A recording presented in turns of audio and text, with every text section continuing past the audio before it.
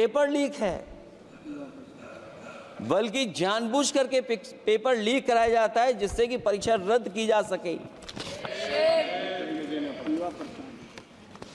और जो अग्निवीर वाला सवाल था वो आज भी वैसा ही का वैसा है, और होड़ लगी हुई है कि कभी किसी ने दिल्ली का रास्ता किसी माध्यम से अपनाया था, उसी रास्ते पे चल करके आगे बढ़ना चाहते हैं। इससे खराब इस लोकतंत्र में और क्या हो सकता है? जिन लोगों ने ये कहा हो कि हम नौकरियां दे देंगे, आज नौकरियां कहां हैं, रोजगार कहां हैं? और अध्यक्ष महोदय, अगर वादा किया जाए नौकरी और रोजगार का, इन्वेस्टमेंट का, और सपने बड़े दिखाए जाएं, ये बात मैं इसलिए कह रहा हूं कि माननीय मंत्री जी भी उसी प्रदेश से आते हैं, प्रधानमंत्री जी भी उसी प्रदेश से आते हैं।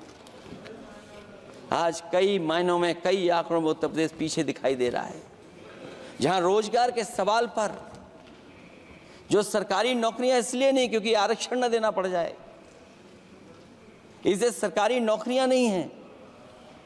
आए दिन पेपर आउट, पेपर लीक, न केवल पेपर लीक है बल्कि जानबूझ करके पेपर लीक कराया जाता है जिससे कि परीक्षा रद्द की जा सके। और जो अग्निवीर वाला सवाल था वो आज भी वैसा ही का वैसा है।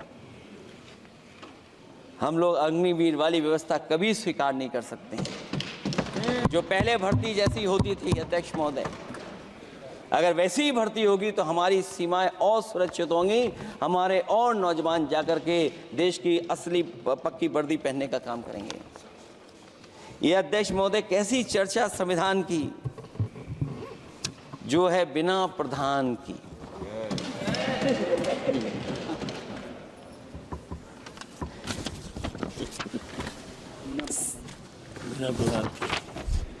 अध्यक्ष महोदय,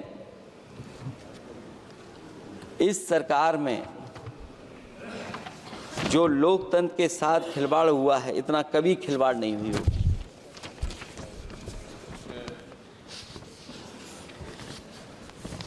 संविधान को परतंत्र बनाकर जो लोग राज करना चाहते हैं, उनके लिए आज़ादी का अमृतकाल सिर्फ एक जुमला है।